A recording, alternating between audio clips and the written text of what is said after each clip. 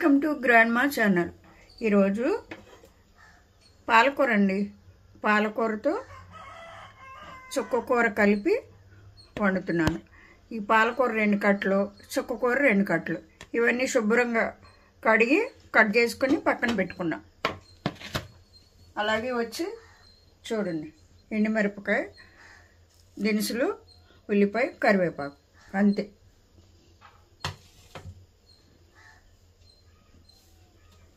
కళాయి పెట్టుకొని ఆయిల్ వేసుకుందాం.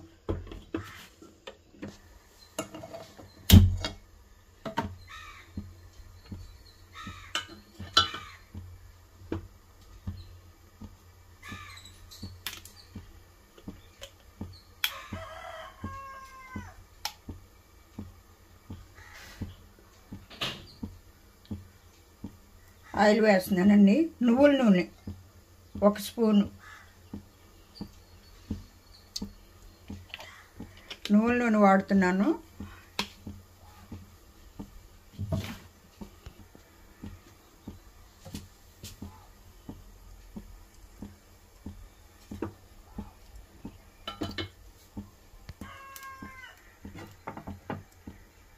ఆయిల్ కాగిందండి. ఇప్పుడు ఎండుమిరపకాయలు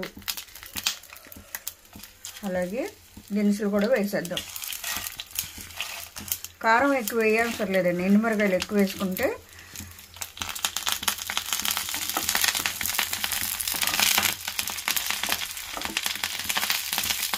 కదా నొగరు వస్తుంది చూడండి.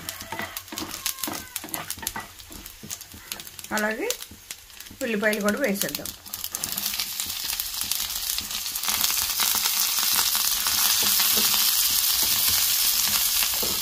కొత్తగా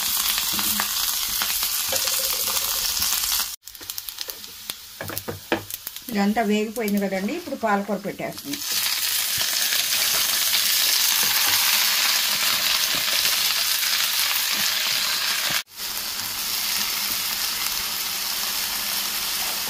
ఈ పాలకూర పెట్టిన తర్వాత వాటర్ అంతా పోయేదాకా ఆగాలి.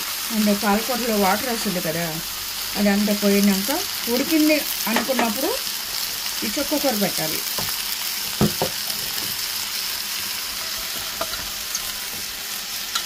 చుక్కకూర కూడా పెట్టేస్తుంది. చాలా ఈజీగా అయిపోయే కర్రీ అండి. తోటకూర, పాలకూర, చుక్కకూర పుల్లపుల్లగా బాగుంటుంది. ఇది పుల్లకూర ఊరికే మగ్గిపోద్ది. చుక్కకూర ఒక 2 నిమిషాలు ఆగి మనం చెక్ చేసుకొని ఈ కారం కావాలంటే వేసుకోవచ్చు, లేదంటే అదే కారం అంటే మిరగాయలతోనే సరిపోద్ది. ఎండు మిరపకాయలతో చూసారా మగ్గిపోతుంది. అప్పుడే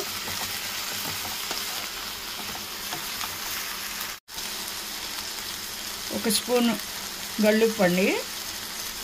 అయితే పాలకూరలో సాల్ట్ ఉంటుంది, చూసి జాగ్రత్తగా వేసుకోండి.